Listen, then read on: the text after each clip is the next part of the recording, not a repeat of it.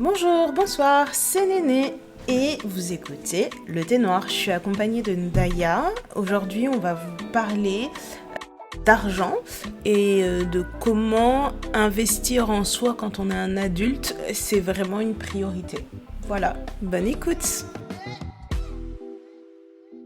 Hello Ndaya, comment ça va? Hello, ça va, ça va. C'est le retour de Ndaya l'asthmatique aujourd'hui. Je suis en train de faire la poussière et tout. Pitié. Donc la respiration est courte, comme d'hab, et le nez est bouché. Voilà. Toi, ça va? La vie d'adulte. Non, mais franchement, chaque jour, je me dis, mais j'ai été bête. Pourquoi je me suis installée à Londres? De tous les pays du monde. Je suis partie là où il fait froid et humide, et là où il y a de la moquette dans tous les logements. Je souffre chroniquement ici, c'est grave. Ok. Ouais. Et toi? Le ton est donné. Écoute, moi ça va, hein, je vis dans mes courbatures, donc tout va bien. Grave. Tout va Elles sont bien. de plus en plus profondes, ah ouais. Elles sont hyper profondes, mais tu sens que tu te dépasses. Enfin, à chaque fois, j'y vais en me disant, qu'est-ce que je fais là-bas? Pourquoi j'y vais? Vraiment, est-ce que t'as passé la phase de je découvre des muscles ou t'en découvres encore? J'en découvre toujours. Purée. Parce que l'avantage, en fait, tu sais, moi j'ai l'habitude de faire mon sport à la maison et tu sais que j'avais acheté mes trucs à la maison, j'avais mon vélo, j'avais ma petite routine avec mon tapis de yoga, j'avais mes poids, j'ai tout ça à la maison. Et pendant des années, j'ai beaucoup fait à la maison. Et en fait, là, sur l'année 2025, je me suis challengée en me disant, je vais essayer de faire un cours collectif au moins par semaine, d'où mon inscription à ClassPass. Je vais vous saouler avec ClassPass. Sponsorisez-nous, moi j'attends ce mot qui vienne. Et donc, du coup, en mettant sur ClassPass, etc., en voyant un peu les pratiques, je me suis dit, le Pilates, je le fais à la maison, je vais tester des cours en salle. Je vais tester des cours sur du réformeur, je vais tester du lagris, je vais tester, du HIIT, des cours de muscu accompagnés en petits groupes et des machins. Et donc, du coup, je trouve que la différence, c'est que même si tu fais des trucs à la maison, quand tu as des coachs qui sont là, qui ont préparé des trucs, tu perds un peu, ça casse un peu ta routine. Là, j'ai l'impression que, tu vois, j'ai cassé ma routine en me disant, j'ai l'habitude de faire mes exercices, mes séances de pilates, mes séances de yoga en suivant telle chaîne sur YouTube, en utilisant telle application. Mais là, d'aller à un cours, tu te dis, ah ok, ça aussi je peux le faire, tu vois. Et justement, pour commencer l'épisode, puisqu'on est en plein dedans, puisque on a commencé sans savoir, parce que on va vous parler des objets, des choses qu'il vaut mieux payer cher quand on est adulte. Et pour moi, ça en fait partie. Ça serait le premier truc que je dirais, c'est investir dans du bon matos de sport. Ah, ok. Tu vois, avoir des bonnes chaussures, avoir des bons vêtements pour la pratique. Parce qu'on se dit, on s'en fout, on met un jogging, un t-shirt et tout, une brassière et ça va aller. Mais honnêtement, je trouve que j'ai mes affaires que je mets pour faire du yoga, j'ai mes affaires que je mets quand je vais à la salle. J'ai mes affaires que je mets quand je fais du pilates, etc. Que ce soit à la maison ou en extérieur. Et je trouve que c'est un bon investissement à avoir, tu vois, parce que bien sûr, tu peux toujours commander tes tenues de sport et ton matos de sport sur des trucs qui sont pas chers. Mais en fait, moi, les trucs que j'ai achetés, je les ai achetés avant même le Covid. Je pense que j'avais commencé à acheter ça avant le Covid. Et ils sont toujours en parfait état. Enfin, mes tenues de sport, il y en a certaines, ça fait 8 ans que je les ai. La plus ancienne, je pense que ça fait 10 ans que je l'ai, pour te dire à quel point le truc n'a pas bougé. Mes haltères, mes machins, etc. Mon vélo, ça fait hyper longtemps que je l'ai. Les baskets que je mettais pour aller courir aussi, c'est des trucs où tu te dis, je vais prendre une paire de baskets pas trop chères parce que voilà, je vais courir une fois par semaine. Mais en fait, finalement, quand tu les mets et que tu te dis, je vais investir un peu plus dans mes baskets, ça vaut vraiment le coup, quoi, d'investir dans une bonne paire de baskets pour courir. Investir en soi. Je pense que parfois on va négliger un peu le fait d'investir dans sa santé, etc. Mais je ne regrette pas, tu vois, de payer mon abonnement ClassPass, parce que pour certaines personnes, ça peut paraître très cher. L'abonnement, après il y a différents types d'abonnements, mais il y a des gens qui vont te dire, payer plus de 50 ou 60 euros tous les mois dans une salle de sport, c'est beaucoup trop cher. Tu vois, quand tu dis ça, moi je pense aussi à la manière dont on peut négliger en fait des bilans santé qu'on devrait faire, parce que on a cette habitude de se dire, bah là, si je suis pas en train de tomber et de me tordre de douleur, j'ai pas besoin d'aller voir la gynéco maintenant, j'ai pas besoin d'aller voir tel spécialiste maintenant, parce que tu sais que le spécialiste, on va chiffrer pareil, on va chiffrer sur un minimum de 60 € pour une consultation. Exactement. On va peut-être te dire que, oui, en effet, il y a un problème, mais c'est pas un truc grave, quoi. Ça rentre dans la même catégorie. Exactement, tu vois, c'est vraiment un truc où je me dis, oui, je paye plus cher que des salles type Basic Fit, type Fitness Park, etc. D'ailleurs, qui ont augmenté leurs tarifs, parce que moi, je me souviens d'une époque où Basic Fit, tu pouvais y aller pour 10 € par mois. Ah oui, maintenant c'est devenu trop populaire. Ben, c'est 20-25 €. Et le truc qu'il y a, c'est que, alors ça reste pas cher hein, par rapport à ce qui se fait et tout, mais les salles, elles sont souvent prises d'assaut, quoi. En fait, il faut aller dans des horaires hyper creux pour espérer avoir une machine. La dernière fois que j'ai été chez Basic Fit, parce qu'avec ClassPass, je peux accéder à Basic Fit, c'est inclus dans mon forfait. Et ben en fait, tous les tapis de course étaient pris, les escaliers étaient pris, les vélos étaient pris, les machins. Donc là, tu fais la file seulement. Oui, mais après, je me dis, c'est de ma faute. J'y suis allée à 19h. 19h, c'est l'heure où tout le monde sort du boulot, tout le monde va au sport, etc. Mais je me dis, ouais, mais quand même, tu vois, c'est un petit peu chiant. Et en plus, j'ai l'impression que dans ce Basic Fit-là, il n'y avait pas de vestiaire. Il n'y avait pas de vestiaire, il n'y avait pas, tu sais, de salle où... Donc c'est vraiment un truc, tu viens, tu fais ce que tu as à faire, tu pars direct. Mais non, moi, je suis désolée, les salles de sport, elles font exprès. Je sais qu'elles vendent plus que la capacité de la salle en abonnement. Parce qu'ils ont conscience qu'il y a un pourcentage qui ne va jamais venir quasiment. Qui ne va jamais venir ou qui va venir rarement. Mais quand même, à un moment donné, si tu vois que ça arrive souvent dans ta salle en tant que gérant à 19h, qu'il n'y ait pas de place, que les gens fassent la file pour une machine, il faut commencer à réorganiser le truc, quoi. C'est ça.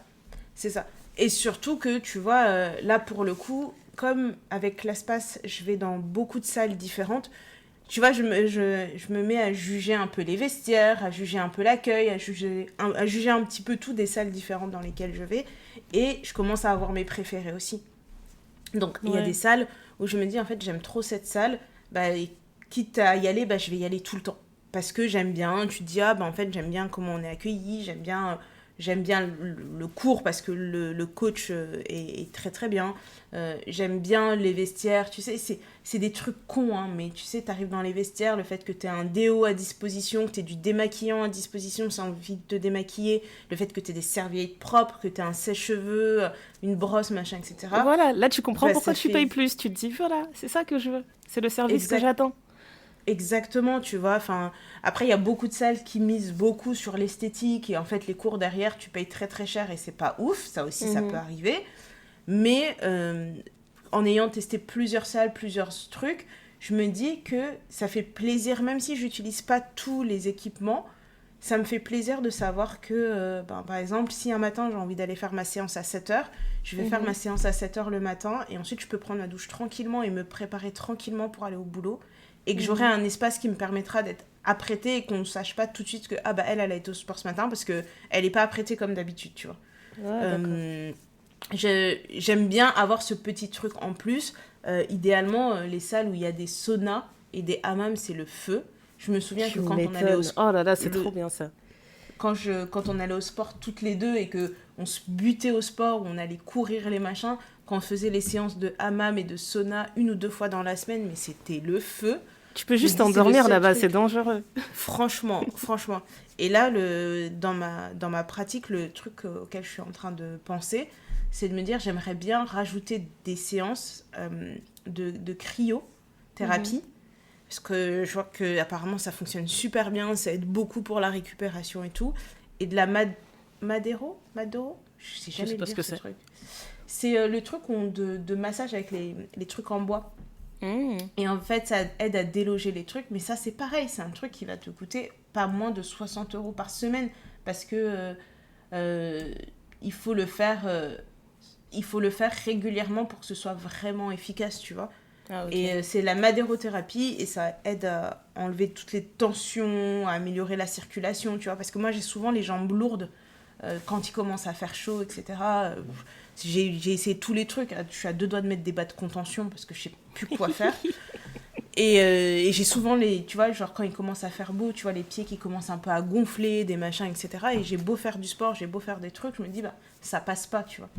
Mais ça fait partie des choses auxquelles je me dis, en tant qu'adulte, on ne doit pas se sentir coupable d'investir en soi, notamment par le sport. Après, je parlerai d'autres choses où les gens ils vont me dire, mais cette meuf, vraiment, elle vit dans un film.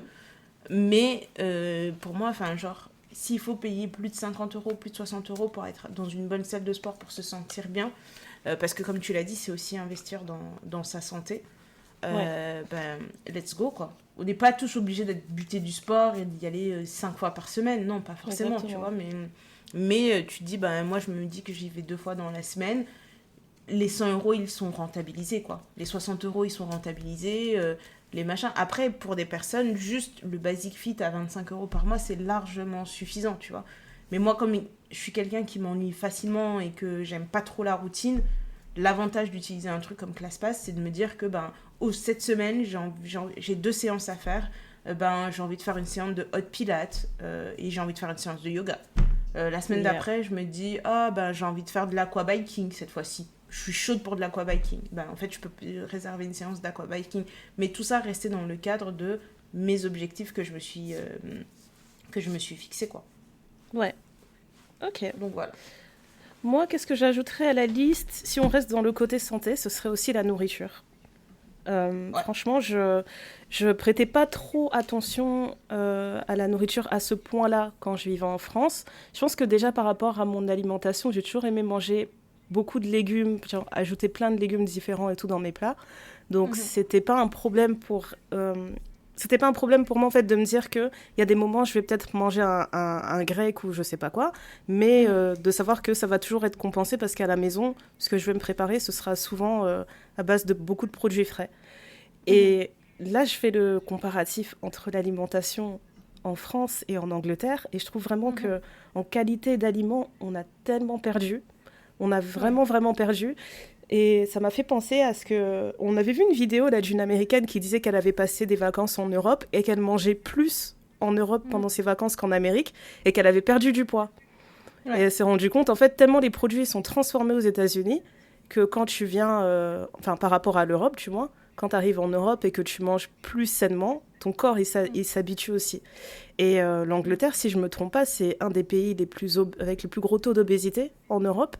Et je pense que c'est lié aussi, tu vois, au fait que les produits, ça a tellement transformé, etc. Enfin, j'arrive même pas à expliquer à quel point la qualité est mauvaise. Donc, je suis arrivée à un point où je me dis que je faisais même pas ça en France. Hein. Mais maintenant, je pense que je vais commencer à acheter tous mes produits frais en bio.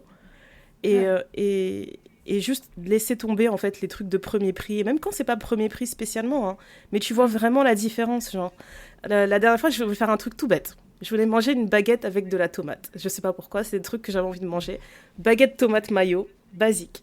Et je suis partie chercher mes tomates, et les tomates qui étaient genre à 1,50 livre, le petit paquet de 6 là, elles étaient même pas rouges, néné. Je sais pas comment t'expliquer, genre, elles avaient pas fini de rougir. C'est trop ridicule. Et donc, tu te dis que même si un produit n'est pas spécialement transformé, eh ben, peut-être qu'il est cueilli trop tôt, peut-être qu'on ne lui laisse pas le temps d'arriver à maturité, et ce qui fait que les valeurs nutritionnelles, elles ne sont plus les mêmes. Et c'est ça que je trouve trop dommage, parce que je me dis, quand tu n'as pas les moyens, en fait, les gens, ils aiment bien faire ce raccourci de dire comment tu peux être pauvre et gros. En fait, c'est exactement ça. C'est que en Angleterre, c'est une galère d'avoir des tomates de qualité. Et pour avoir les tomates que j'avais envie de manger, j'ai dû payer 2,90 livres. Mais pour 2,90 livres en Angleterre, tu peux avoir une boîte de 6 Hot Wings KFC et tu peux avoir une frite à côté pour le même prix. Donc oui, je comprends en fait que les personnes qui sont pauvres préfèrent se dire je vais prendre ce plat-là. Parce que ce plat-là, il va me remplir pour plusieurs heures, plutôt que d'acheter des tomates de qualité, juste parce que sur le long terme, ça aura un meilleur impact. Et franchement, c'est dommage, mais moi, je me rends compte, plus le temps passe ici, je peux plus me permettre d'acheter des trucs de premier prix, je suis obligée d'acheter en bio. Quitte à manger moins, et je me dis qu'il faut que je commence à faire ça, ça fait toute la différence. Oui, et en plus, tu sais, j'ai écouté une émission il y a peu de temps, qui disait que grosso modo les gens n'allaient plus chez le poissonnier et chez le boucher et que c'était devenu un petit peu le truc des personnes âgées, tu vois. Oui. Y a plus de gens qui vont au marché, des choses comme ça. Moi je me souviens, je faisais le marché avec ma mère, tu vois, on allait, on parlait avec le mince, comment on appelle ça, le primeur. Oui. Ou tu vois, tu dis, bon, en fait, là, qu'est-ce qui est de saison, tu vois, je veux manger des tomates, les tomates, elles sont pas de saison, ah non, non, je vous recommande pas. Je me souviens que j'adorais les fruits rouges, et quand on allait au marché et que tu voyais l'étal avec les cerises, les mûres, les framboises, moi, j'étais au max, je me disais, ça y est, c'est le moment, c'est ma saison. Non, mais tu viens de me rappeler que quand dans mon dernier appart, là, en France, j'avais fait un tableau carrément, j'avais gardé mon tableau des produits genre fruits et légumes de saison et tout pour toujours suivre le truc, mais c'est vrai, ça fait trop longtemps. La culture du marché, c'est trop bien. Non, mais c'est exactement ça. Et moi, j'étais pareil, tu vois. Enfin, j'avais mon tableau aussi à la maison où je savais que là, en mars, c'est ça qu'on doit manger. En mai, c'est ça qu'on doit manger et tout. Et même si tu ne suis pas à la lettre, tu vois, tu te dis juste, je vais privilégier des fruits et des légumes de saison parce que c'est là où tu sauras que ça aura déjà moins d'impact sur l'environnement et tu vas trouver les meilleures valeurs nutritionnelles à ce moment-là, en fait. Mais c'est vrai, quand tu réfléchis à l'alimentation en général et comment des produits sont distribués, tu te rends compte que je pense que nos corps, on les a tellement déréglés. Genre, c'est insensé, en fait, de se dire que pour manger tes épinards, il faut qu'ils viennent d'Argentine, il faut qu'ils viennent du Brésil. Enfin, c'est incroyable. Franchement, c'est ça. Et puis même, tu vois, ma mère, elle avait un jardin, donc elle plantait ses fruits, ses légumes, ses petites herbes, des choses comme ça. Donc moi j'ai pas du tout la main verte, tu vois, mais je me dis... tu vois ce petit plaisir de se dire, ah bah là j'ai des gens qui viennent à la maison, je vais aller au marché, je vais aller chez le poissonnier, je vais demander tel poisson, je vais demander tel truc, je vais aller chercher mes petits trucs, etc. Puis ça crée du lien avec les gens. Oui. Et tu te rappelles quand on allait chercher le poisson plaisir. Là on aimait trop manger Pendant une période, on mangeait que du bar. Oui. C'est vraiment... Tous les week-ends, on allait au marché, on allait toujours prendre le bar. Et t'arrives chez le poissonnier et il te dit la même chose. Tu dis oui. Il te reconnaît et puis il te dit, ah ben non, là le bar c'est pas trop le moment, mais je vous conseille tel poisson, ça ressemble, si vous aimez le bar, vous allez aimer ça, t'es là. Bon bah ok, je vous fais confiance. Non mais je te jure, je te dis ça parce que j'y ai pensé hier, parce que hier en fait j'ai acheté du bar chez le poissonnier. Néné, j'ai eu 3 poissons entiers pour 10 livres. J'étais tellement heureuse, je me suis dit, je suis en train d'halluciner. C'est pas possible, parce que j'ai le souvenir qu'on payait beaucoup plus cher. C'est pourquoi c'est si peu cher? Ben, en fait, je me suis rendu compte, peut-être que le fait qu'on vive sur une île, il y a certains produits qui sont plus accessibles ici, tu vois, et du coup, ça coûte moins cher peut-être que par rapport à la France, je sais pas. Mais j'étais vraiment choquée, je me suis dit, attendez, vous êtes sûr, c'est du bar? Oui, c'est du bar. C'était pas des gros poissons, mais on a donné 3 pour 10 balles, et ça nourrit toute la famille, il en reste, quoi. Ouais. J'étais trop heureuse. Et ça m'a rappelé ça, en fait, ça m'a rappelé quand on parlait aux poissonniers. Non, mais moi j'aimais trop. J'aimais trop parler aux poissonniers.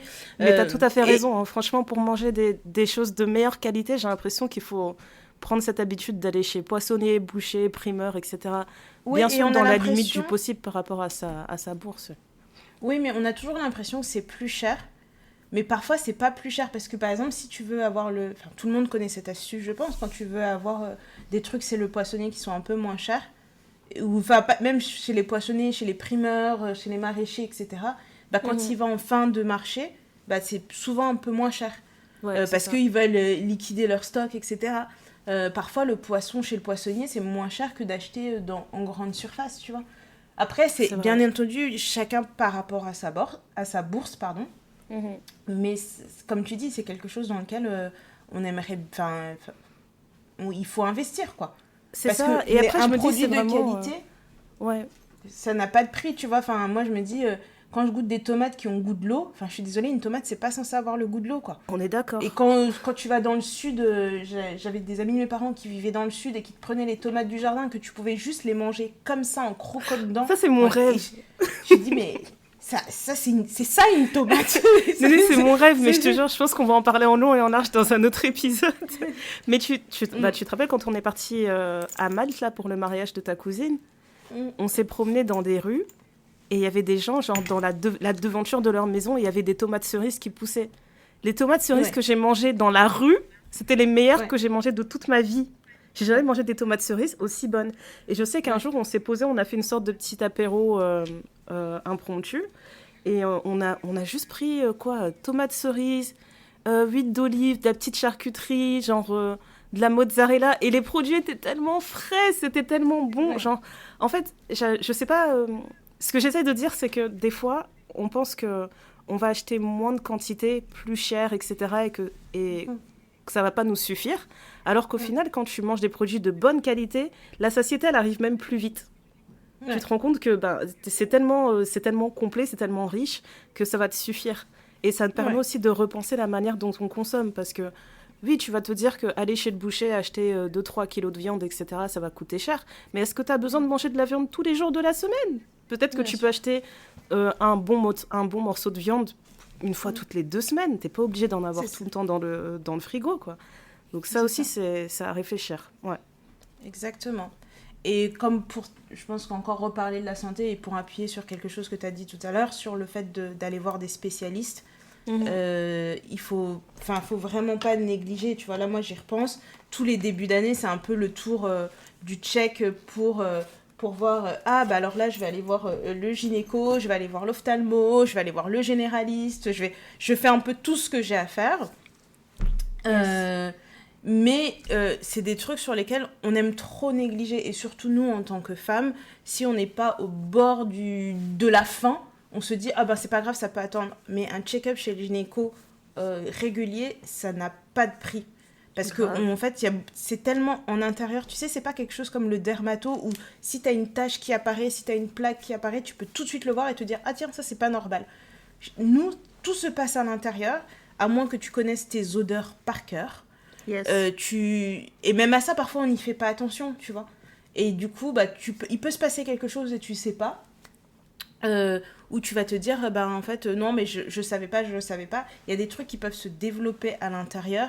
Tu peux même pas te rendre compte que c'est en train de se développer à l'intérieur. Et quand tu t'en rends compte, ça devient quelque chose où tu dois être hospitalisé, tu dois être opéré, tu dois machin. Alors que ça aurait pu être géré check-up régulier... C'est ça, moi je suis une avocate de ça, je pense que j'ai commencé à aller chez le gynécologue avant tout le monde, et j'y vais religieusement tous les ans, et je passe mon temps à dire à toutes mes proches, il faut aller chez le gynéco, moi là, je suis en PLS parce que ma gynéco prend sa retraite. Et je me dis, mais qu'est-ce que je vais faire ? Je dis, mais qu'est-ce que je vais faire ? Elle m'a dit, tu dis, moi j'avais des habitudes, ma vie elle était réglée, c'était carré. T'es en train de tout gâcher avec ta retraite.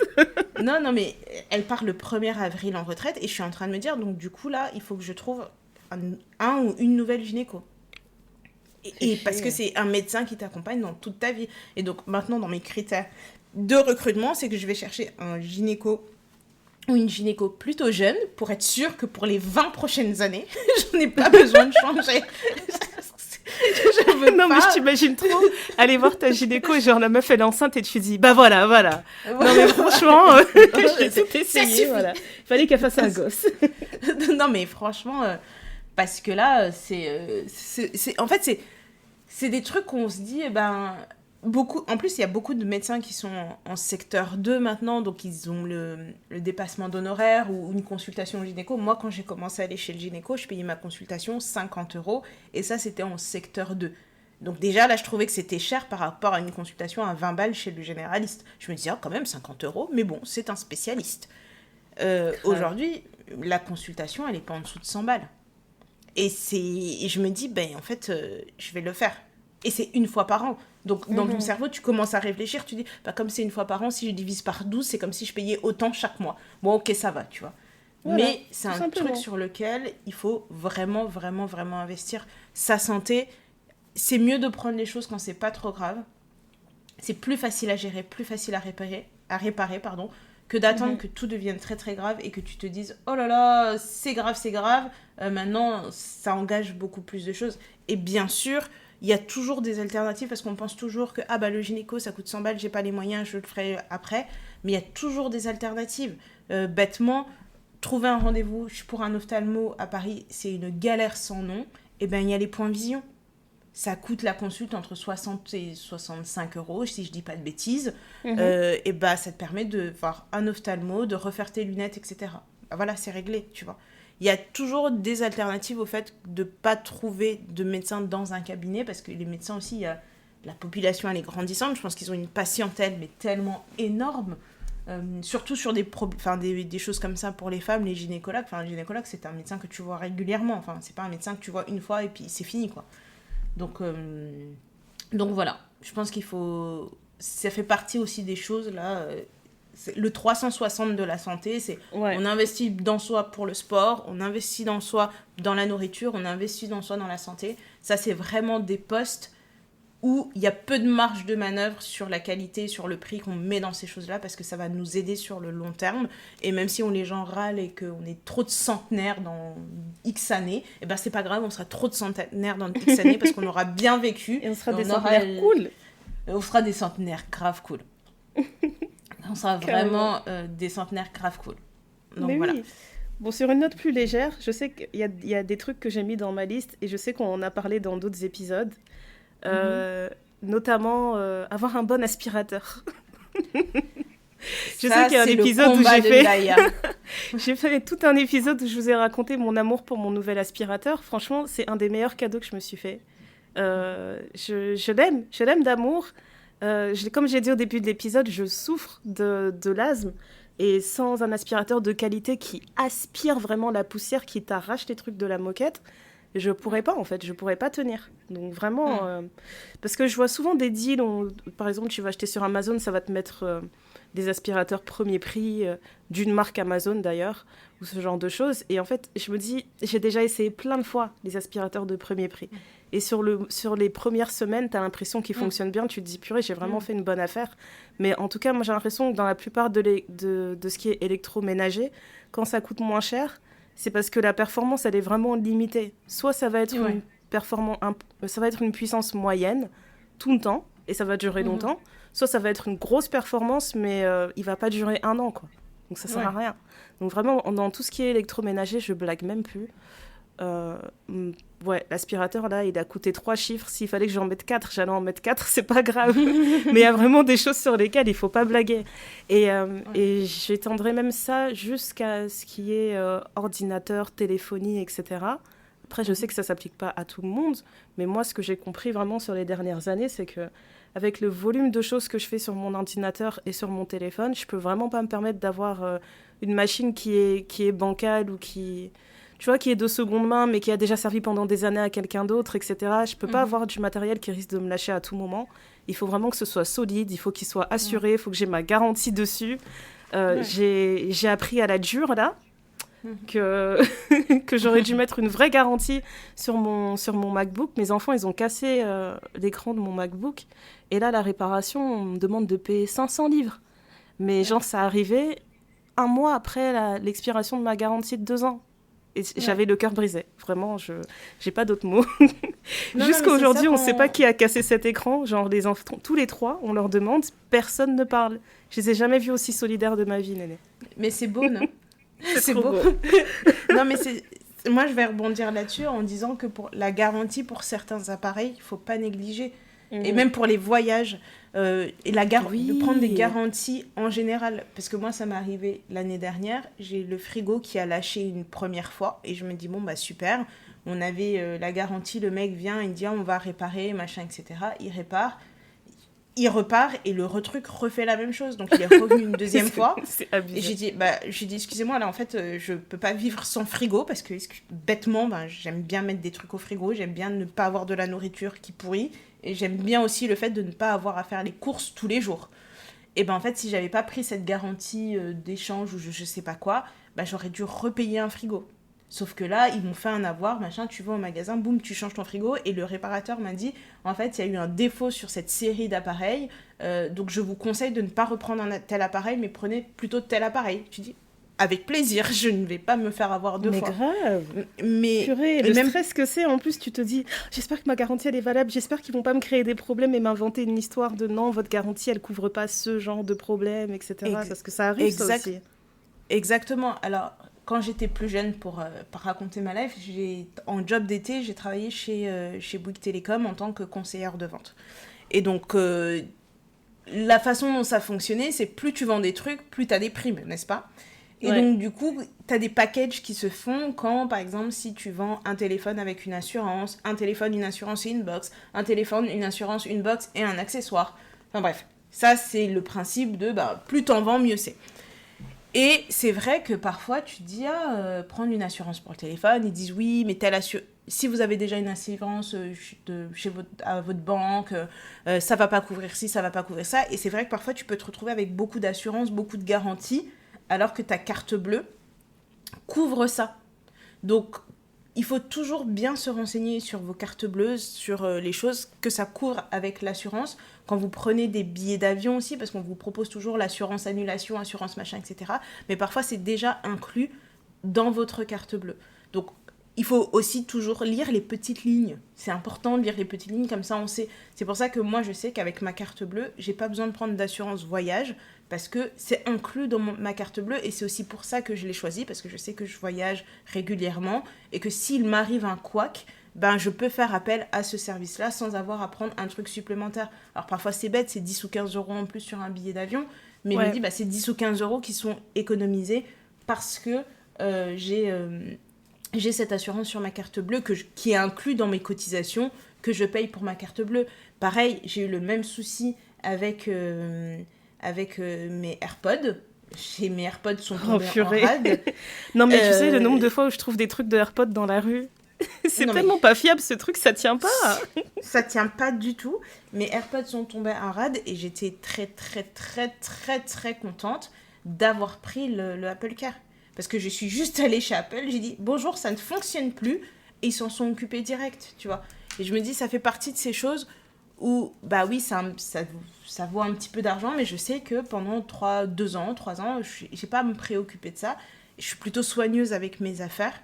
Donc du coup, je me dis, ça vaut le coup, quoi. Moi, je me souviens de ma mère qui achetait des machines à laver, qui achetait des frigos, des trucs qui duraient pendant des années. On a eu un micro-ondes qui a duré pendant des années, et je pense pas qu'elle l'ait payé très très cher.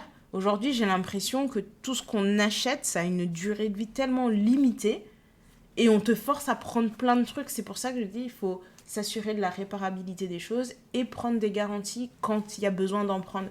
Parce que ça fait partie de la vie d'adulte. Quand t'es enfant, tu t'en fous. Tu te dis, c'est vrai, si ça meurt, ça meurt. Mais là... moi, je pense que ça vaut vraiment le coup de prendre ces petites choses-là. Ouais, tout à fait d'accord. Qu'est-ce que j'ajouterais à ma liste, moi ? Je mettrais... on en parlait juste avant, les matelas. C'est pareil. Au final, on fait un épisode quand même très santé, hein, parce que le matelas aussi, c'est pour les mêmes raisons. Ouais. Je me dis à chaque fois, vu le nombre d'heures qu'on va passer dans nos vies à dormir, sachant que moi, en plus, je fais partie de la moyenne supérieure des gens qui aiment dormir. Non, parce que franchement, ça me fait trop rire. Tous les jobs où j'ai été, où les gens me disaient à chaque fois, oui, moi, je dors 5 heures. En général, je dors 5 heures, 6 heures par nuit. Voilà, et moi, je suis là, oh mon Dieu, mais quelle horreur! Si j'ai pas 8 heures minimum, mais c'est une catastrophe, tu vois. Donc, bref. Je sais que je suis dans la partie vraiment, dans le petit pourcentage supérieur des gens qui passent beaucoup plus de temps dans leur lit. Il faut quand même qu'il y ait un bon soutien, quoi. J'ai pas envie que ma colonne vertébrale soit complètement tordue, etc. Et je me rappelle que... Attends, ce matelas, on l'a acheté, je pense, il y a 4 ans.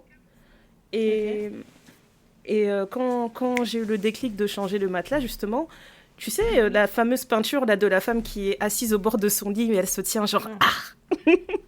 À chaque fois que je me levais de mon lit, je me sentais comme ça. Genre, me lever de mon lit, c'était physique. Je me disais, purée, c'est trop dur d'en sortir, etc. Et je sentais vraiment que j'avais besoin d'étirer mon dos complètement, mes bras, etc. Et je me disais, mais attends, c'est juste la vieillesse ou c'est pas mon lit qui pose problème, là ?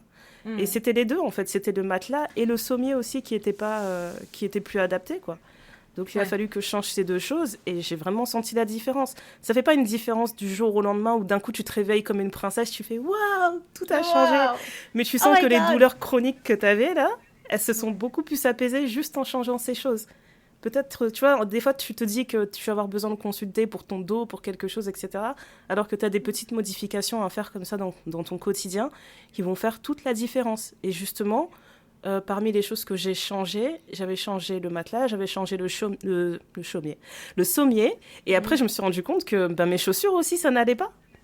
Parce que tu peux pas te permettre de porter n'importe quelle semelle. Et je me rappelle, en plus, quand on était plus jeune, ma mère, à chaque fois, elle nous embrouillait quand on voulait acheter des chaussures au marché ou genre chez Miss Coquine, des trucs comme ça. Elle disait, mais ces trucs-là, ils vont vous bousiller les pieds et la colonne vertébrale. Ça sert à rien d'acheter ces trucs. Et moi, j'étais là, mais c'est 6 €. La paire de bottes, elle est à 6 €. Laisse-moi la mettre. Laisse tomber. Non, mais c'est ce que j'allais dire aussi. Quand on parlait du sport tout à l'heure, j'ai dit investir dans des bonnes baskets, mais de manière générale, investir dans des bonnes chaussures, ça n'a pas de prix.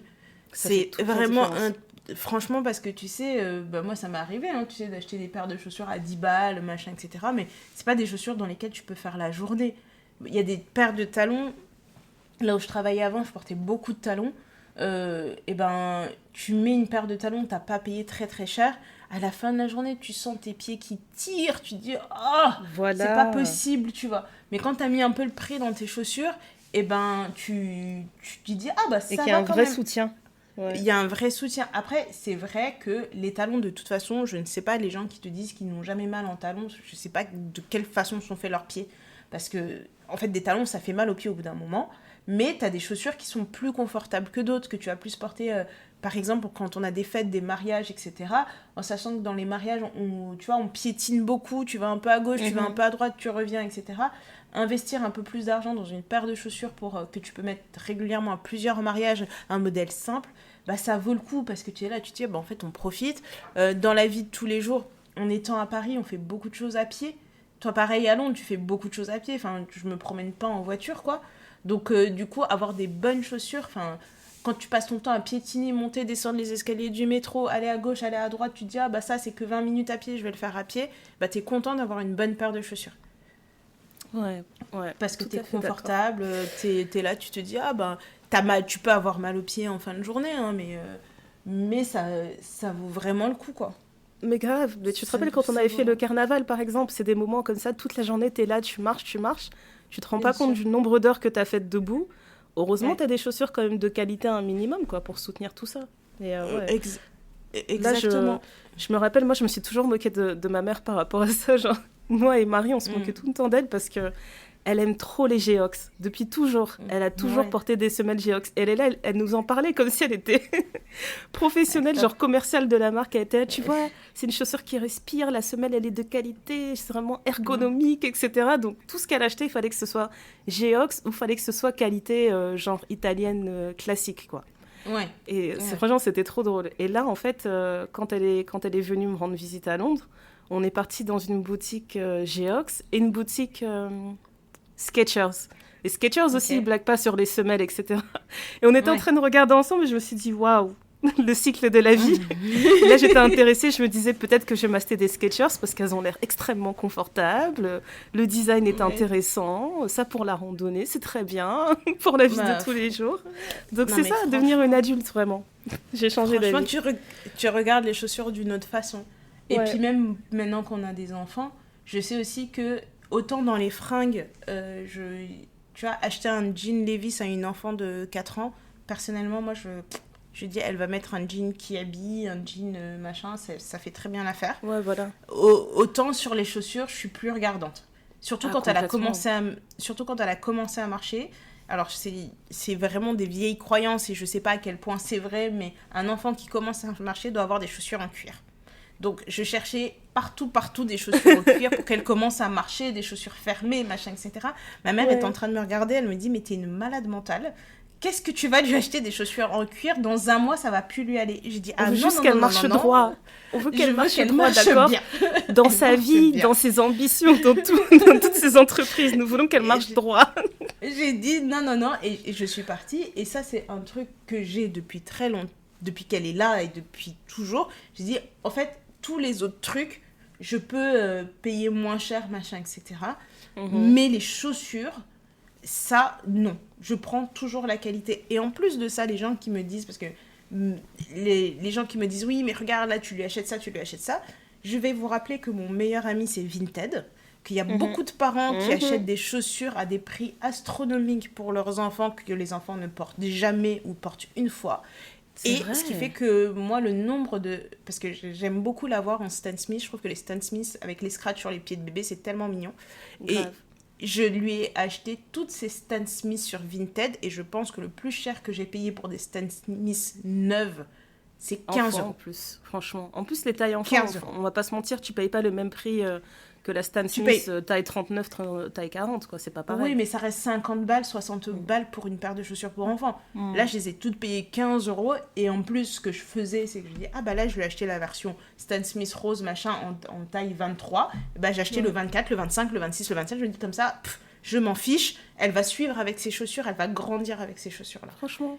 Non, c'est Et top. même pour les fringues, tu vois, je me dis, autant il y a des trucs que je vais pas acheter sur Vinted, genre les bodys, les culottes, les chaussettes, les machins, ça non, je vais acheter du neuf.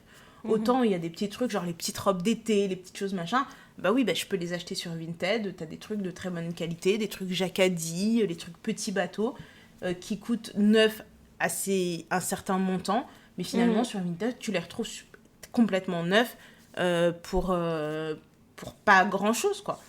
Et ça, c'est un truc non, mais moi, sur depuis lequel que je me Vinted, dis, ça faut existe, pas franchement, abuser. c'est mon meilleur ami. Vinted, les petites boutiques comme ça où tu peux chiner aussi, c'est juste, c'est excellent. This is your best friend. Ah ouais, Best c'est friend. trop, c'est trop.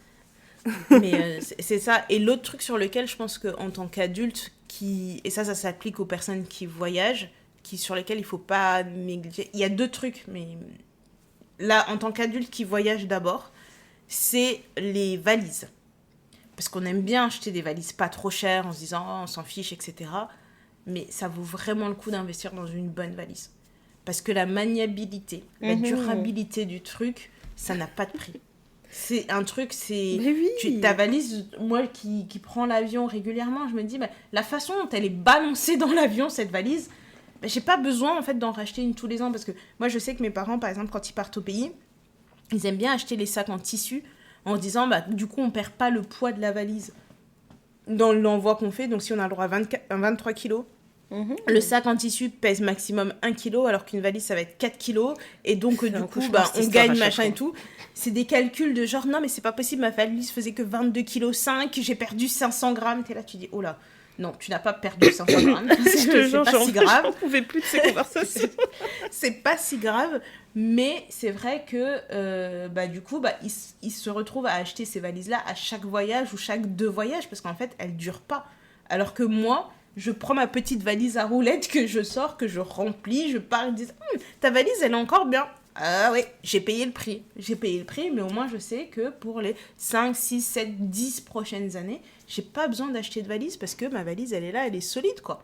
Si elle lui arrive quelque chose, c'est vraiment parce que soit elle est tombée, soit quelqu'un elle a trop chargé la valise et tu vois le truc pour la traîner, il s'est plié ou quoi aux caisses. Mais en soi, non, en fait, mes valises, elles durent hyper longtemps. Et c'est le but, en fait. Je comprenais pas pourquoi il y avait des trucs qui étaient aussi chers, etc. Mais tu te dis, mais ça vaut le coup, en fait.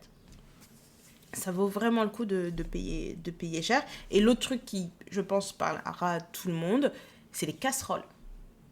Yes. Avoir des casseroles. Non, mais c'est trop marrant parce qu'à chaque fois qu'on fait des épisodes comme ça, tous les sujets ils sont venus dans nos conversations, dans la semaine, dans les jours autour. J'ai parlé de casseroles toute la semaine dernière. Et voilà. C'est ça. Ouais. Mais avoir des casseroles, ça a vraiment. Ça change le game.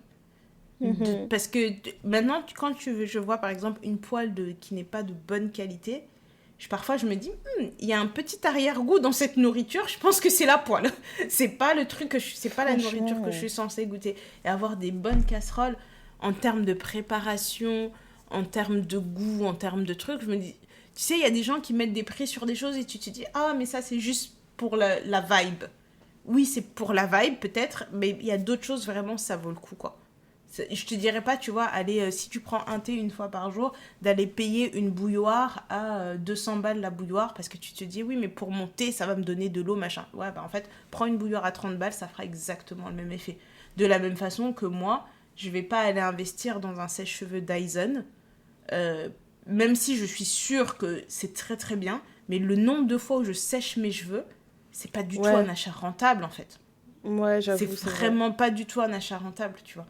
Donc je me dis, bah, tant qu'à faire, j'utilise mon petit sèche-cheveux que j'ai à la maison, qui fait vraiment l'affaire, parce que la technique que moi j'ai choisi d'utiliser, c'est d'essayer de moins utiliser de sèche-cheveux sur mes cheveux. Mais pour une personne qui se sèche les cheveux tout le temps, si demain je deviens une nana qui se fait des brushings tous les 4 matins, tu peux être certaine que je vais aller acheter mon Dyson. Ça, vraiment, il n'y a personne qui va me dire « Ah non, non, bah ouais, on est d'accord. Parce que là, par exemple, à la maison, quand c'est le week-end, il faut coiffer tout le monde. Mais ça devient un vrai salon de coiffure, c'est une industrie. Donc, sèche-cheveux, franchement, Dyson, je pense que je pourrais investir ici, juste pour mon mari, parce que ces locks, là, c'est une galère pour sécher ses cheveux. Je pense qu'il lui faut vraiment le truc, là. Tu sais, le Dyson où tu peux mettre tes cheveux à l'intérieur, là, et quand tu les ressors, ils sont secs. Un truc comme ça, je serais prête à investir pour lui parce que à chaque fois que les locks elles se mouillent, il faut des heures pour que ça sèche.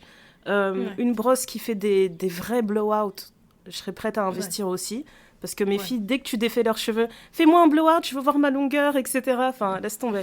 Donc, elles ont besoin de savoir que leur travail porte le fruit. Ouais, c'est exactement ça. En plus, surtout que moi, je fais toujours mes soins à l'eau de riz. Et mes filles, elles détestent ça. Et je leur avais dit, si tu veux, on peut le faire. Si tu veux vraiment accélérer la pousse, on peut le faire. Et ça l'énerve tellement que les mois où je fais le soin de riz, elle me dit vraiment, j'en fais mon blowout, il y a intérêt à avoir 1 centimètre en plus. Ouais. Parce que tu me fais subir ton eau dégueulasse qui sent mauvais. Ton eau sale. Montre-moi la pousse, montre-moi. C'est trop la bagarre. Mais ouais, franchement, c'est un bon comparatif en fait pour dire que nous on vous donne des exemples par rapport à des choses qui sont vraiment importantes pour nous, mais c'est comme ça que tu dois réfléchir à où est-ce que tu dois faire des grosses dépenses.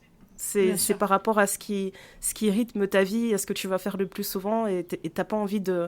Enfin, je sais que moi je vais utiliser mon sèche-cheveux tout le temps, j'ai pas envie d'en racheter un à chaque fois. Acheter un sèche-cheveux à 10 balles, il va se casser, je vais racheter, il va se casser, je vais racheter encore. Oui, c'est logique. Ouais. Après, moi, il y a un truc que j'ai mis sur ma liste et je me suis dit, j'ai juste écrit le mot, je me suis dit, Nénel va parler d'elle-même parce que ça la concerne beaucoup plus. Dis-moi si j'ai tort. Mais là où il faut mettre l'argent, c'est dans des bons perceurs et des bons tatoueurs. Est-ce que j'ai menti ? Tu n'as pas menti et justement, je pense que ça rejoint l'autre chose que j'allais dire, qui sont les bijoux. Yes, c'est vrai qu'avoir des bijoux fantasy, c'est toujours fun. Tu vas chez Mango, H&M, tu vas dans tous les petits magasins comme ça où tu as un peu tous les trucs qui sont à la mode, etc. Donc là-dessus, moi, ma politique, c'est que quand je vois un bijou qui est très tendance, qu'on retrouve un peu partout, acheter la fantasy, j'ai absolument aucun problème là-dessus. Je vais acheter, je vais le porter le temps que ça va tenir. Et puis parfois, ils ont vraiment des bonnes qualités, tu vois. Enfin, moi, je sais que chez Mango, j'ai acheté des boucles d'oreilles fantasy que jusqu'aujourd'hui, je porte encore et ça fait peut-être 4-5 ans que je les ai. Mais un bon perceur, un bon tatoueur, des bons bijoux, surtout sur des pièces que tu sais que tu vas porter tout le temps. Moi, par exemple, j'aime beaucoup porter une chaîne de cheville. Comme la mamie Wata que je suis apparemment comprendra qui comprendra, mais j'avais investi dans une chaîne de cheville en or parce que oui, t'as les chaînes de cheville un peu fantaisie que tu peux porter, faites en tissu, faites en perles, etc., que je trouve très très jolies aussi et que je porte aussi parfois, mais celles que je vais mettre au quotidien, j'ai investi dedans. Une jolie chaîne par exemple. Moi, je sais que les premiers bijoux que ma mère et mon père m'ont achetés, par exemple, c'est des chaînes, des trucs comme ça, mais ils m'ont toujours acheté des bijoux en or. C'était hyper important d'avoir des vrais bijoux en or. Et pour la petite histoire, c'est que quand ma mère m'a percé les oreilles quand j'étais bébé, on m'a percé les oreilles, j'avais des boucles d'oreilles en or, et à un moment donné, ma mère a dit que de toute façon, c'est une petite fille, les boucles d'oreilles, elle va les perdre en allant à l'école, en se promenant, etc. Donc, je vais lui acheter des fantaisies. Voilà, comme ça, même si elle perd ses boucles d'oreilles, j'ai pas la rage. Grave, quoi. Ouais. Sauf que j'étais allergique. Donc toute ma vie, ma mère m'a acheté des boucles d'oreilles en or en me disant mais c'est pas possible, cet enfant va me ruiner. Parce que mon corps vraiment ne supportait rien. Dès que tu me mettais un peu de fantaisie, j'avais des plaques et tout. Ouais. Je ne supportais pas, tu vois, je me grattais au point d'arracher mes oreilles, enfin c'était horrible. Et ouais, donc, je me rappelle quand j'ai percé ma fille, tu m'avais dit direct oublie pas de lui acheter des boucles d'oreilles en or, je veux surtout pas qu'elle ait des plaques et tout. Et c'est quoi la première chose que j'ai fait ? Je suis arrivée chez le perceur, j'ai complètement oublié, j'ai dit ouais, un trou. Non mais c'est ça. Et en plus, tu vois, le truc c'est quoi ? C'est que ma mère, elle est devenue elle a pété les plombs parce que quand j'ai commencé l'école, elle m'envoyait à l'école en priant pour que tous les soirs je revienne avec mes 2 boucles d'oreilles. Mais combien de fois je suis revenue avec une boucle d'oreille sur les deux, ce qui fait qu'à un moment donné, elle me faisait porter des boucles d'oreilles dépareillées parce qu'elle dit mais c'est pas possible. Genre d'un côté j'avais un petit papillon et de l'autre j'avais une petite coccinelle parce qu'elle dit non mais en fait elle me perd toutes les boucles d'oreilles, c'est insupportable. Mais c'est quelque chose que j'ai gardé, tu vois, genre acheter des beaux bijoux en or. Et puis c'est des trucs que tu gardes et je trouve que c'est des belles choses que tu passes, tu vois. Et mon perceur me dit ça à chaque fois quand je vais le voir. Lui, il a des bijoux de perceur avec du titane ou de l'acier inoxydable et des machins que ça, je peux supporter. Mais comme moi, mes oreilles, en fait, je fais mes compositions une fois dans l'année ou 2 fois dans l'année. En général, je lui dis, ben là, j'ai envie de ça. Et donc, il va me mettre les bijoux, il va les ajuster. Et après, je vais rester comme ça. À part les 2 premiers tours que je peux changer de temps en temps, je reste comme ça pendant des semaines et des mois, tu vois. Et ce qui est bien, c'est que j'ai ma petite boîte avec mes bijoux, ce qui fait que je ne suis pas obligée de les racheter à chaque fois. Parce que j'ai investi dans mes bijoux. Et parfois, je reviens avec ma petite boîte et je lui dis, bah du coup...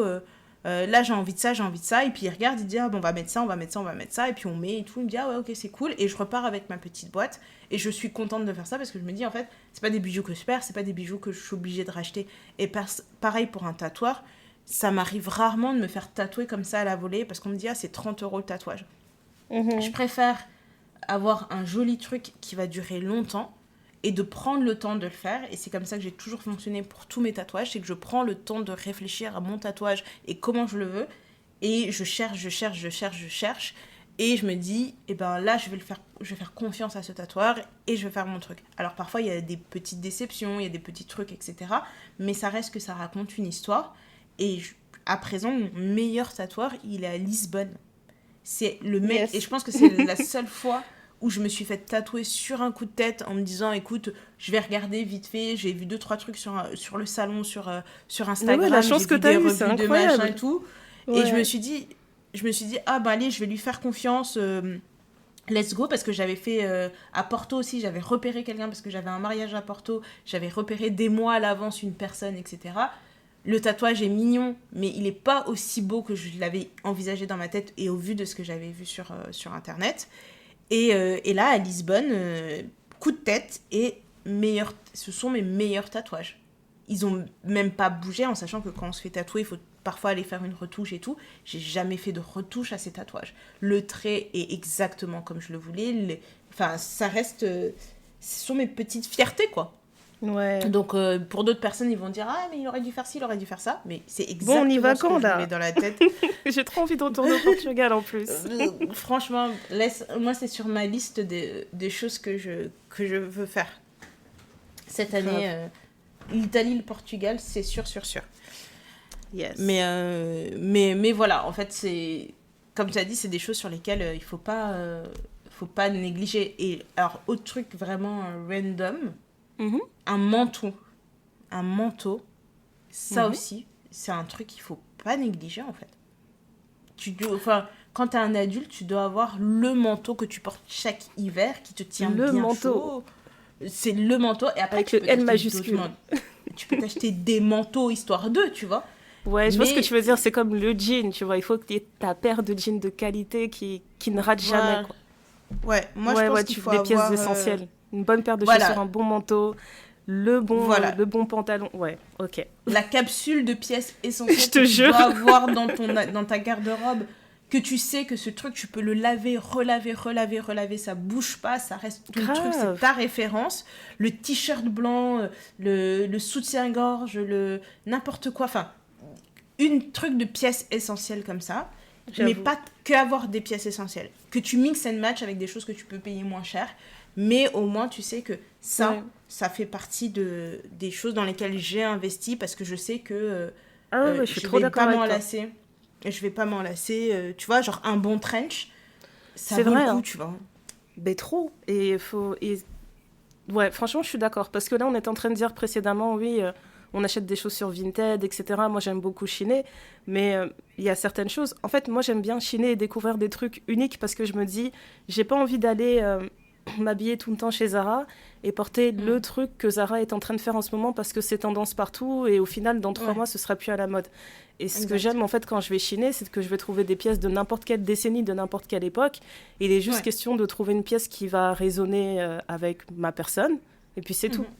Mais c'est vrai que pour certaines choses comme ça, moi, quand j'ai envie d'avoir une pièce de qualité, non, je vais pas forcément juste acheter dans mes boutiques vintage. Genre, je me force pas à aller que là. Si il me faut vraiment un manteau de qualité, je vais le trouver. Je sais pas quel prix je vais mettre, mais c'est vrai qu'avant, quand je faisais mon shopping, j'étais vraiment à la recherche du bon prix. C'était tout le temps, j'ai envie de faire une affaire. Mais là, c'est plus du tout ça. C'est vraiment trouver une belle pièce que je sais que je vais acheter et je vais pas juste acheter sur le coup parce que je me dis, ah, c'est pas cher et c'est mignon, peut-être que je vais le porter. C'est vraiment...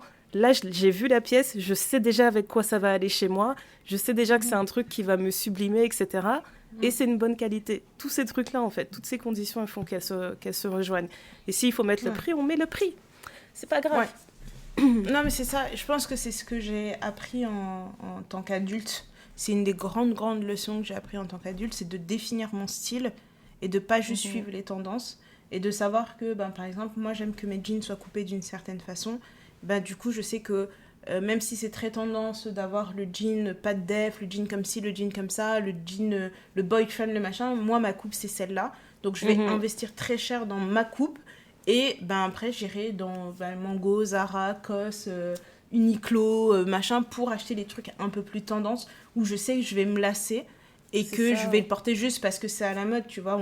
On a beau tous dire, ouais, on suit pas les tendances, on suit pas les machins. Je suis désolée, quand on regarde les feeds d'Instagram et qu'on regarde TikTok et tous les trucs, tous les réseaux sociaux, à un moment donné, j'aimerais bien savoir toutes ces personnes qui disent, non, moi, je suis pas les tendances, où elles sont. Parce que ça nous arrive à des toutes, fois, tu vois, ça nous arrive à toutes, franchement. Un truc, même si tu as un style qui commence à être défini, même si ton style commence à s'affirmer et tout, il y a des trucs sur lesquels tu craques. Moi, je pense que les trucs sur lesquels je me fais le plus influencer, c'est vraiment comment je vais faire mes ongles. Parce que la manière dont je m'habille, c'est autre chose. Mais les coiffures, comment je vais faire mes ongles. Et puis même, tu vois, là, ça fait peut-être 1 an que c'est redevenu à la mode de mettre des gros chouchous. Mais j'aime trop les gros chouchous, moi. Dès que je vais en trouver, je vais dire, un nouveau gros chouchou, trop bien. C'est pas grave, c'est pas grave. Mais c'est ça, tu vois. Et justement, tu parles même des ongles et même des cheveux. C'est aussi des trucs sur lesquels on peut investir. Parce que faire ses ongles, ça arrive trop facilement de choper des panaries, choper des infections, d'avoir quelqu'un qui lime trop tes ongles et donc du coup après ta base elle est foutue. Même pour les cheveux, tu vois, on cherche toujours des coiffeuses qui sont moins chères. Mais avoir une bonne coiffeuse, c'est une coiffeuse qui va pas casser tes cheveux. C'est une coiffeuse qui va permettre à tes cheveux de pousser. C'est une coiffeuse qui va pas traumatiser ton cheveu juste en mettant le truc chaud et ça doit cramer. Oui, faut que ça crame pour que ce soit bien. Ou pas. Ouais, c'est pas obligé. Enfin, parfois, il faut juste trouver la bonne technique. Et c'est vrai que en fait, ça fait partie de ces trucs où on se dit on veut toujours payer moins cher, on veut payer toujours moins cher. Alors, je ne sais pas si ça vaut vraiment le coup. Par exemple, sur les coiffeuses, j'ai vu sur les TikTok des Américaines où elles vont payer $1000 pour se faire des tresses. Je ne sais pas si ça vaut la peine combien de fois d'arriver à ce niveau-là. J'ai vu ça. À chaque fois que je vois ça, je suis morte de rire. Mais en vrai, je pense vraiment qu'il y a certains services, par rapport à où est-ce que tu es basé aux États-Unis, il y a des meufs qui trouvent ça raisonnable. Les New-Yorkaises, les Californiennes et tout, j'ai l'impression qu'elles trouvent ça normal de mettre $1000. Mais si tu vas aller, je sais pas, dans le Midwest ou je sais pas où aux États-Unis, je suis sûre qu'elles payent pas ce prix-là. $1000, c'est de la folie. C'est d'accord. Mais après, tu vois, moi, je me dis, par exemple, plus de 100 € pour se faire des long braids, ça me dérangerait pas. Parce que je me dis, en fait, quand tu fais le rapport, tu te dis, la nana, elle est sur ta tête pendant 4-5 heures. 100 €, ça fait pas, tu sais, c'est pas énormément par heure. C'est pas énorme, tu vois. Mais aujourd'hui, je suis pas prête à mettre 1000 balles pour des tresses. Peut-être que dans quelques années, quand mon pouvoir d'achat aura changé, je te dirais, mais 1000 balles, c'est rien, c'est de l'eau. Franchement, des fois, je pense que c'est une question de pouvoir d'achat, mais je me rends compte que c'est pas le cas. Parce que juste avant d'enregistrer, là, justement, je parlais avec mon mari, il me demandait c'était quoi le thème de l'épisode. Et on était en train de se rappeler, genre, comment on dépensait notre argent quand tu commences à avoir de l'argent pour la première fois de ta vie. Des trucs tout bêtes. Je me dis, moi, je crois que j'avais droit à une bourse du mérite ou un truc comme ça quand j'avais fini le lycée, je crois. Ouais. Et je lui ai dit, j'ai acheté une paire de Adidas, genre c'était une édition limitée, il y avait des petits strass dessus, j'ai payé 100 balles. Je lui dis, j'avais pas 100 balles, moi. Moi, j'étais pas quelqu'un qui pouvait se permettre de claquer 100 balles. Mais c'est genre... En fait, je pense qu'il y a des moments où en fait, tu as de l'argent et tu le dépenses juste de manière complètement irraisonnée. Ouais. Et il y a des moments où tu es beaucoup plus responsable, c'est tout. Mais à cette époque-là, j'avais beaucoup moins d'argent. Maintenant, ça n'a rien à voir. C'était juste une petite bourse que j'avais eue. Et la logique aurait voulu que je garde cet argent pour quand, je sais pas, quand je prendrai un appart, quand j'aurai des dépenses à faire par rapport à mes études supérieures à l'étranger ou dans une autre ville.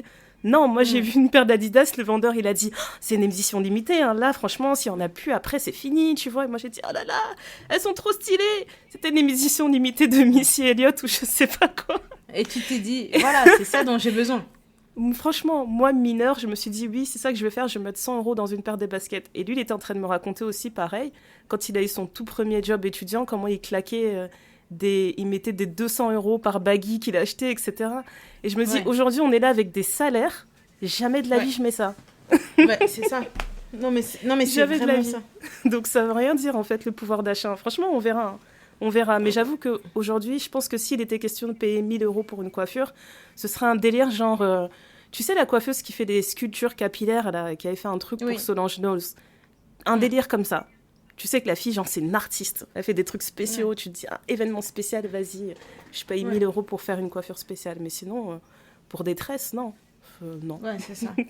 C'est ça. Et alors, dernier truc bête dans lequel, pour clôturer un peu cette liste, j'y ai pensé hier parce qu'il pleuvait des cordes, mais un parapluie. Oui, purée, t'as trop raison. Parapluie. S'il vous plaît. Les parapluies qui se retournent dans la rue, là, c'est plus possible. Les parapluies qui s'envolent, qui se trouent parce que la goutte, elle est un peu trop épaisse. Voilà. Investir dans un bon parapluie. Tu viens de me rappeler un truc. Le dernier job où j'étais, il y a un gars, il a reçu un parapluie en cadeau professionnel. Il nous a dit, le parapluie qu'on lui a offert, là, il valait 3 000 balles, néné. Waouh. Quand je te dis, on était tous morts de rire. Il a dit non, je suis sérieux et tout, regardez. Et il nous parlait de trucs genre châssis en titane. Châssis en titane. On était au sol. Il était trop fier de lui. Il a dit, tu vois, ça c'est un parapluie vraiment haut de gamme. Genre, tu marches avec, tu peux marcher comme si tu avais une canne. Le truc, il est... c'est quoi le terme que tu dis quand ils ont gravé ton nom et tout? Enfin, bref. Il est Il nous monogrammé. a dit 3 000 balles, on a halluciné. J'ai dit, ok, il faut un parapluie de qualité, mais 3 000 balles pour le perdre dans le métro? Mais c'était monogrammé, son parapluie?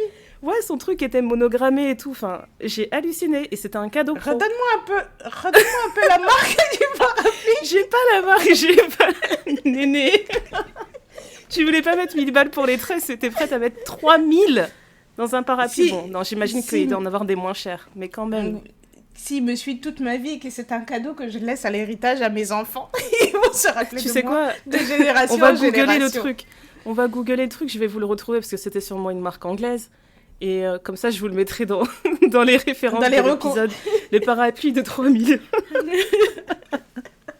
Ah non, mais c'est terrible. Oh là là. Luxury umbrellas.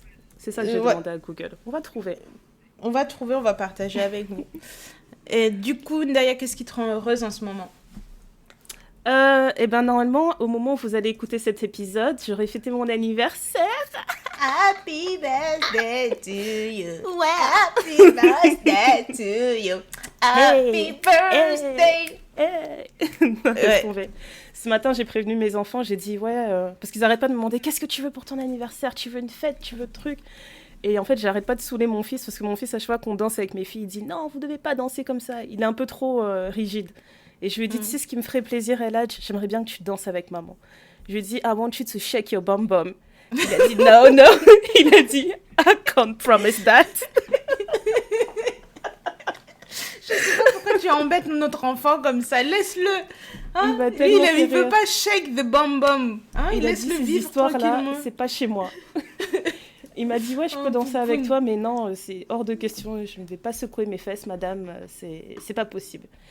Oh là là, voilà. Pauvre. Le pauvre, vraiment, tu le tentes trop, quoi. Je te jure. Là, j'ai rien prévu en particulier. Je vais voir ce que les enfants, ils ont envie de faire, etc.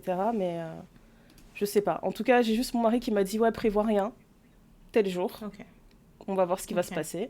Peut-être que j'aurai un parapluie à 3 000 livres. Je sais pas, néné. On va voir. On ne sait pas, on ne sait pas. Non, moi, ma vie, c'est perdre des parapluies dans les transports, donc je pourrais jamais faire ça. Mais ouais, franchement, super contente. J'ai fait pas mal de... Je sais pas si c'est de l'introspection, mais j'ai pris le temps d'être reconnaissante et de regarder genre, les choses que j'ai faites l'an dernier et où est-ce que j'en suis aujourd'hui. Et aussi de réfléchir aux choses qui vont se passer plus tard dans cette année, en fait, qui sont déjà... dont je suis déjà au courant. Et franchement, j'étais assez fière. Et ça m'arrive pas souvent. Donc, j'étais plutôt fière, en fait, de voir la direction dans laquelle les choses avancent. Et je pense que même mentalement, ça va mieux. I'm in a good place. C'est cool. Je l'aime bien, cette Ndaya-là. Elle est cool. La Ndaya des 35 ans, elle est plutôt cool. Ouais, je pense que vraiment, les choses évoluent bien. Tu vois, genre, la famille, ça va. Les relations familiales, ça va. Les relations amicales, je les comprends mieux.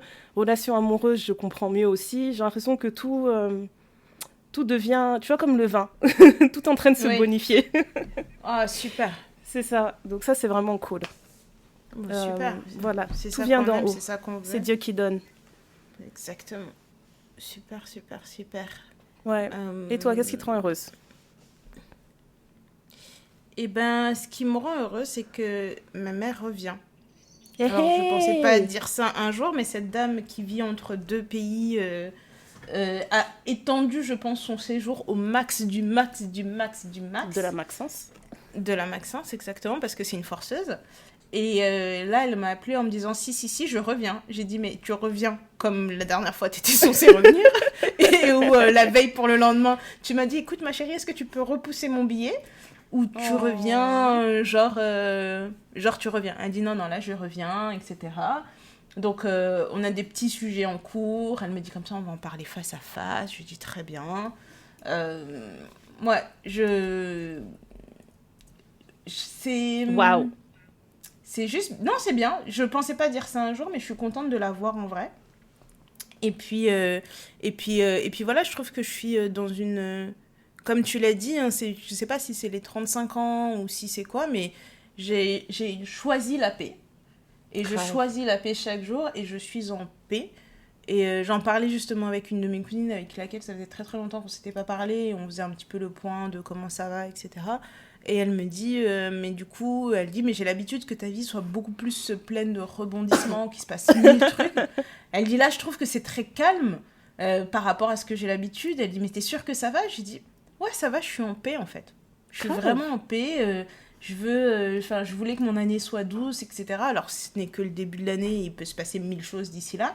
Mais tout ce qui arrive et tous les éléments qui peuvent être un peu perturbateurs, ils vont pas me perturber, ils vont pas me chambouler, tu vois. Je me dis, voilà. ouais, bon, ça, c'est des là, choses, tu te sens beaucoup plus préparée, en fait. Ouais, c'est ça. Alors qu'il y a des périodes dans la vie, tu te dis vraiment, là, s'il arrive un truc de travers, je m'effondre. Exactement. Mais là, c'est pas le cas. Mais là, je sens que je suis en paix et je pense que c'est bien comme ça, d'être en paix. Grave. C'est tout ce que je vous souhaite. Je vous le recommande, ouais, franchement. Ouais. Eh bien, écoutez, merci à toutes et à tous, parce qu'on sait qu'il y a des tous parmi nous qui nous écoutent. J'arrive plus à parler. Vous savez où nous trouver, sur Instagram pour les blagues le matin et voir des choses un peu plus sérieuses aussi parfois, parce qu'on ne fait pas que des blagues. Sur Twitter pour débattre et discuter. Sur Not Gonna Lie si vous voulez nous partager quelque chose mais que vous ne voulez pas dévoiler votre identité. Vous pouvez aussi nous écrire des mails si vous voulez nous parler parce qu'on est quand même assez sympa. Yes. Et voilà, et on se dit à très très bientôt pour un prochain épisode du Ténor Podcast. Puis c'est tout. Hey. Voilà, à bientôt. Bye bye. Ciao.